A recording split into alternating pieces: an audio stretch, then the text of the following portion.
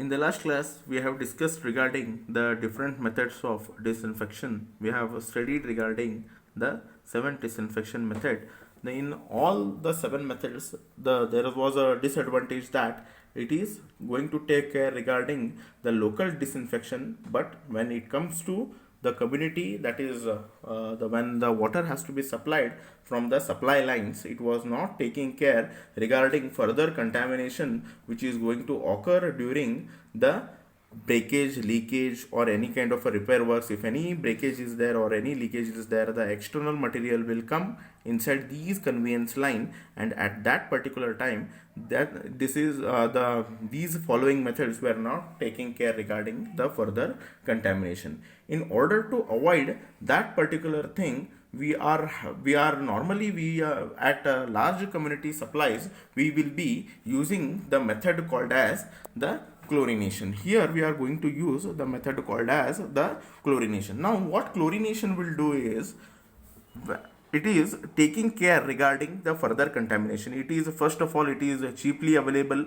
and it can be easily monitored for that reason, and again it is going to take care regarding further contamination. That means when, even though there is a leakage, breakage, when that happens and when the external material will enter into that, now it is going to pollute that water in the conveyance line. Even though it is polluted, this particular water will be having certain amount of chlorine which is going to take care regarding the further contamination. Means if any microbes are there in the conveyance line, right, it is the chlorine which is present inside this particular conveyance line, or that has been supplied to this conveyance line, it is having the capacity to kill these particular microbes, and ultimately the water that you are going to get at your tap water, right, you are going to get the disinfected water, which was not going to happen in these minor methods of disinfection. And it is cheaply available and it can be easily monitored and it can be locally available. For that reason, when it comes to the large supply, we will be using the chlorination method. For that reason, we will be, when it comes to the large supply, we will be using the chlorination rather than using these methods of disinfection. These were taking care at a local level, and as well as they somehow they are not efficient when it comes to the large community supplies, when it comes to the large supplies. So that is the reason why we will be using the chlorination. Now we are going to see what is, how the chlorination will be done. Okay, now chlorine, when it is how the chlorine will be acting as a disinfectant. Okay, now when chlorine is added to the water, it is going to react with each other, right, and it is going to give, this is called as an hypochlorous acid, right, and this is called as an hypochlorous acid. Along with HCl, it is going to liberate some amount of hydrochloric acid, right, hydrochloric acid, and it is going to liberate the hypochlorite. We call it as an hypochlorous acid. Okay, this HOCl, which stands for the hypochlorous acid. Okay, now when this hypochlorous acid, it is there in the water, it is having the reversible reaction. Now in this reversible reaction, it is going to liberate the hydrogen ion, plus as well as it is going to liberate the your hypochlorite ion. Now this hypochlorite ion, as when the pH is greater than 10, only these hypochlorite ions are found, and below that your hypochlorous acid will be there, and this hypochlorous acid will be predominant. It is 80 times more effective than hypochlorite ion, right, and this hypochlorous acid will be acting as the major disinfectant, right, this rather than this hypochlorite ion, the hypochlorous acid will be acting as a disinfectant. Okay, it is 80 times stronger. For this reason, the pH of water during the chlorination is generally maintained less than 7, as the HOCl will be more predominant. This HOCl will be more predominant at pH less than 7 or pH nearly equal to 7. So it will be more predominant, and we are going to have the pH value of water nearly up to 7. So that is the reason why we will be using this hypochlorous acid as an disinfectant. Okay, now this hypochlorous acid, when it is going to react with ammonia present in water, it is going to release this monochloramine. It is going to release monochloramine. See here, ammonia is there and two ammonia is there and one chlorine is there. So we call it as an chloramine, and it is going to liberate water with it. Now this monochloramine is going to react with hypochlorous acid. Hypochlorous acid will again, it is going to give you dichloramine. The dichloramine, there are two chlorines are there, so we are going to call it as a dichloramine along with water. And the third one is the NHCl2 and HOCl. This dichloramine will again react with the hypochlorous acid. This hypochlorous acid again with the dichloramine will give you trichloramine. So this is how your disinfection action of chlorine will going to happen during the disinfection by the chlorination. So in examination you may face the question regarding explain the action of chlorination with the equation. So you may face the question regarding this also in your main exam. So this is also one of the important question along with the minor methods of disinfection. Now we are going to see what are the different types of chlorination. These are the different types of chlorination. They will be the part of the disinfection action of chlorination. Now we are going to see the different methods or the different types of chlorination methods. Okay, so in that the first one is the plain chlorination. Now we are going to see the different types of chlorination. In this we are going to have the 7 types of chlorination. One is plain chlorination, second is pre-chlorination, post-chlorination, double chlorination, breakpoint chlorination, and then super chlorination, and then dechlorination. So we are going to study these different types of chlorination, right, in detail. Now first is plain chlorination. As the name is indicating, plain chlorination. This type of chlorination, right, we are going to have it without any treatment given to the raw water. Means without any treatment we can have this particular plain chlorination. Under the plain chlorination, the raw water is fed to the distribution system after giving chlorine treatment only. Okay, so this helps in removing the bacteria as well as color matter from a raw water. This technique may be used to the relatively cleaner water which is having the turbidity less than 20 to 30 mg per liter. Means we can use this particular method only when we are having the water, getting a water of turbidity 20 to 30 mg per liter. The quantity used in the chlorine required for plain chlorination is about 0.5 mg per liter. Okay, the quantity that we are going to use in this particular chlorine is 0.5 mg per liter or more. Now second one is called as pre-chlorination. Means we are going to apply chlorine before the filtration process or after sedimentation coagulation. We should use this pre-chlorination before filtration or before sedimentation coagulation. It also helps in improving the coagulation and reduces the load on filters.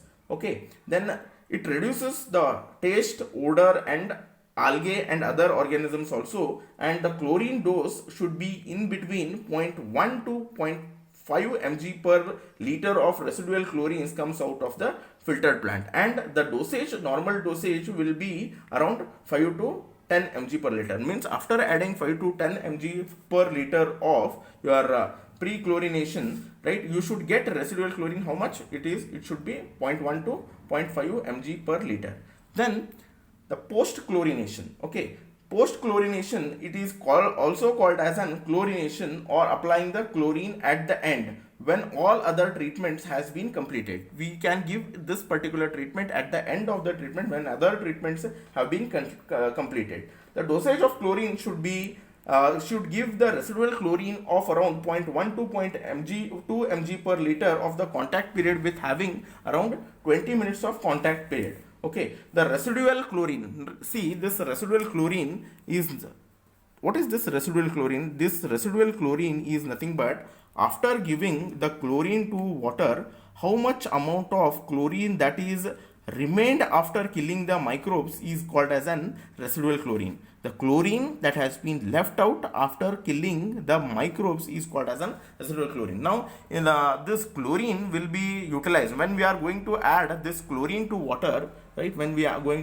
add this chlorine to water, it is going to, some amount of chlorine will be, of course, it will be getting consumed after killing the microbes. So, after killing the microbes, how much amount of chlorine that is going to remain in water, that we call it as an residual chlorine. Okay, so this is also, they may ask define residual chlorine. This may be asked in your main exam. Okay, now next is double chlorination. Now, as the name is indicating, double chlorination, that means we are going to add chlorine twice. That is, the pre-chlorination and post-chlorination are generally used in a double. That means in this particular chlorination, we will be using pre-chlorination before any kind of a treatment, then after giving all right of a treatment. So it both together will be called as the double chlorination. So this is also an important aspect.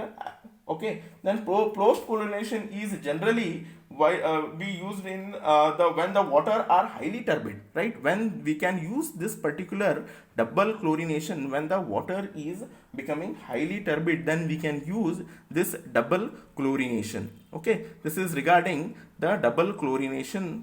Okay, next is the breakpoint chlorination. This breakpoint chlorination is a very important question that will be asked in your exam, that they may ask you explain chlorination with a neat sketch. This is very important question that may asked in your exam. They may ask you for around 8 to 10 marks this question. So this particular diagram is very important. Now, in the breakpoint chlorination, what is going to happen is you will be plotting a graph of against applied chlorine against the residual chlorine. I have told you what is residual chlorine. The chlorine that is going to remain after killing the microbes, that is going to be called as a residual chlorine, and in order to have the disinfection process, you will be adding chlorine. So you will be plotting a graph of residual chlorine against the applied chlorine. You know that some amount of chlorine will be consumed in killing the microbes. Now here here it is x-axis and here it is y-axis. Now if the water is pure, will the chlorine will be required to kill the microbes? No. So your applied chlorine and the residual chlorine, you are going to get the straight line here. So this is an line with having the no chlorine consumption for a pure water, where there are no kind of no microbes are there. Okay, so this is for a pure water. This particular dash line is for the clear water.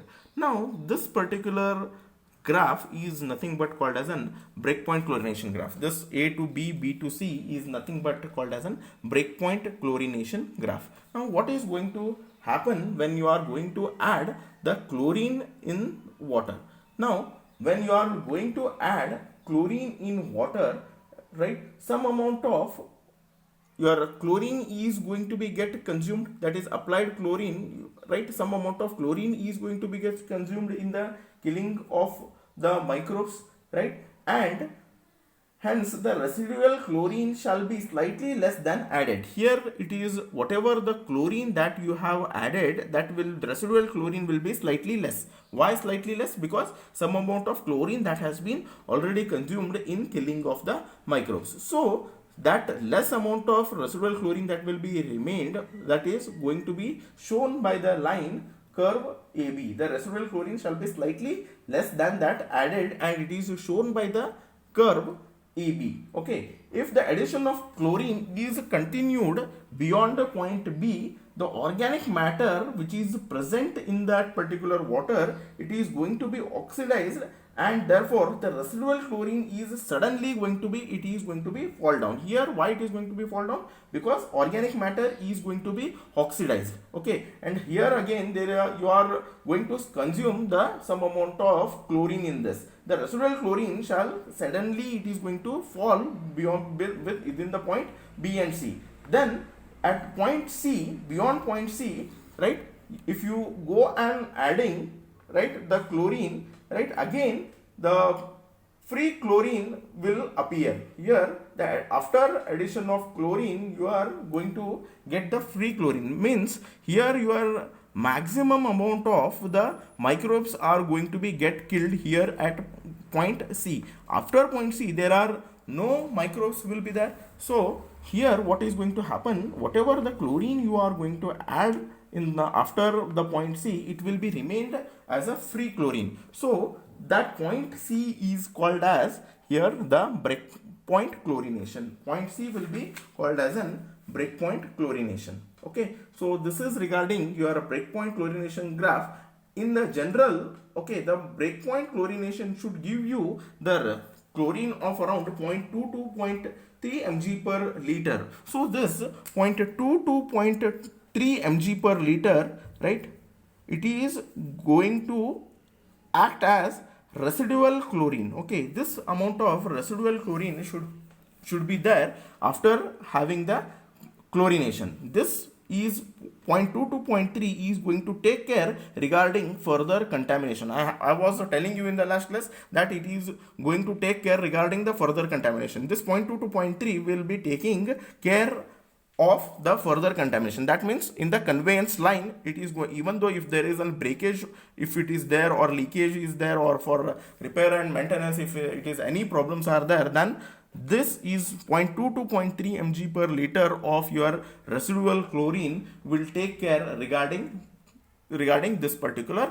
further contamination. So here in this particular class we have completed the different types of chlorinations. Okay, now we'll see what is the next type, that is super chlorination. We are going to see the next type is super chlorination. Now what is this super chlorination? As the name is indicate, it is going to be excessive amount of chlorine. If we are going to add the excessive amount of chlorine in water, we call this as an super chlorination. Okay, so if where we are going to use it, we are going to use it for the highly polluted water during the time of epidemic waterborne diseases. We will be using this super chlorination method. The huge quantity of chlorine will be added, right? It should give you the residual chlorine of around it should give you the chlorine of around 1 to 2 mg per liter of residual chlorine. It should give beyond the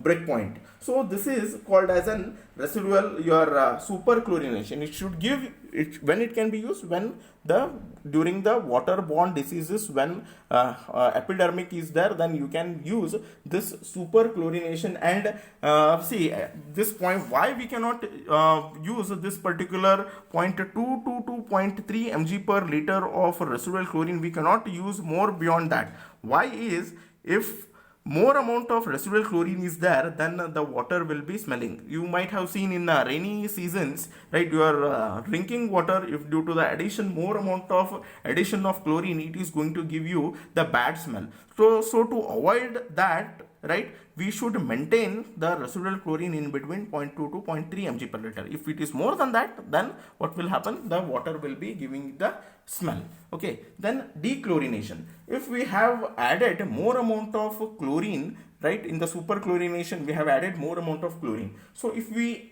want to remove the excessive amount of chlorine, we use the method called as an dechlorination, right? The common dechlorination agent that we are going to use is sulfur dioxide gas. Then we may use the sodium metabisulfate, we may use sodium sulfide, we may use sodium bisulfite, right? These are nothing but this is nothing but the dechlorination method. Okay, residual chlorine, how much it should be there? 0.1, 0.2 to 0.3. If beyond that, it is going to give you the bad smell. Okay, so this is regarding the chlorination and the different types of it.